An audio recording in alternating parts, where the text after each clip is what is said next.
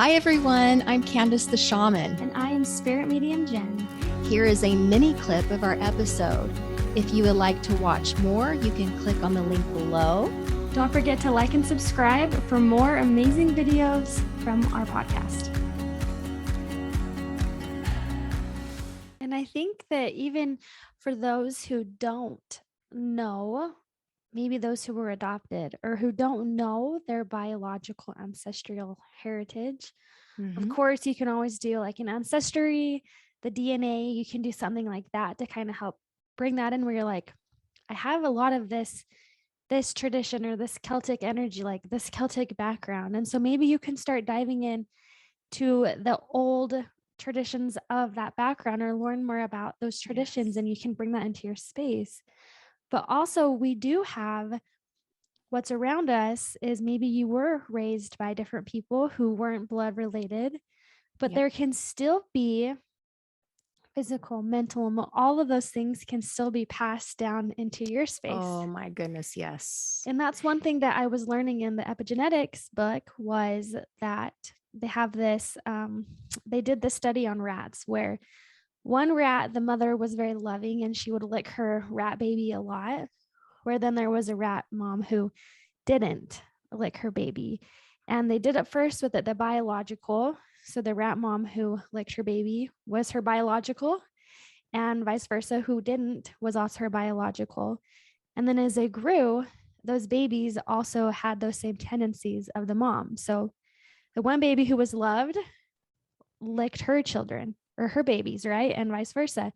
But then they also did it where they switched. So the rat mom took under, so then the rat mom was still loving on that rat baby that wasn't her biological baby. And the baby whose mom was very lovey was raised by the non-lovey rat. And they took on the tendencies of what they were raised with.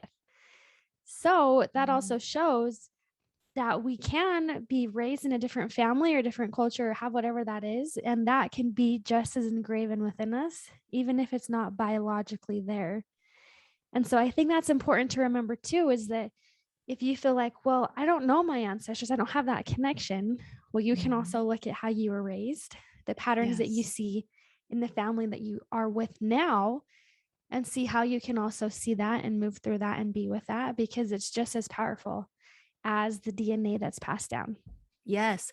Like even in my family, the things that I'm staying at and the things that we're surrounded by are from my father's side.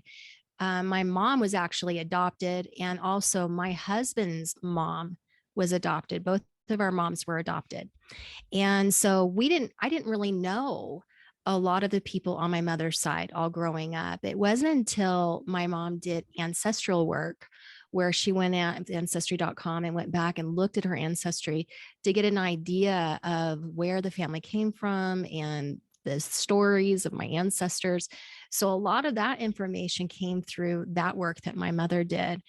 And so it's interesting though, because when I was very little, I was visited by my mom's mom. And so I feel like her energy has always been close by throughout my life and assisting me. So just because we may not meet these people in the physical here doesn't mean that we cannot. And you talk about this often, working with people as a medium, and these beings will come through and they will talk to you. They still will. Yes. But yeah, we're all affected. And it reminds me what you were talking about, the epigenetics, the biological versus the environment. And you hear this a lot about in psychology classes. And, is it the environment that is conditions people's behavior, or is it biological? And I personally believe it's both. It is both. Yeah. Yeah, it's both. So this work that we're talking about is really powerful. And a lot of therapists are integrating this into their practices. They're learning and being trained how to do ancestral healing work with their clients. And I think that's so fantastic. And I feel like this is what we're going to see more and more as time goes on. Again, is this integration between the old ways and ancient wisdom East and West integration, Mhm. and really bringing this all together because it is so powerful. We're multidimensional beings.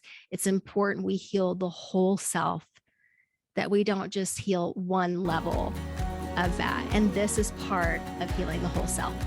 Thank you for watching Modern Sages. Don't forget to like and subscribe to our YouTube channel. We are so grateful for your support. We have an Instagram account as well as on Facebook. We have our podcast, which is the Modern Sages podcast. And we are so excited to launch our Gifts of Spirit classes in our Modern Sages Mystery School. Absolutely. Oh, we're so excited. So we're going to link the information below in the show notes for more information about our mystery school.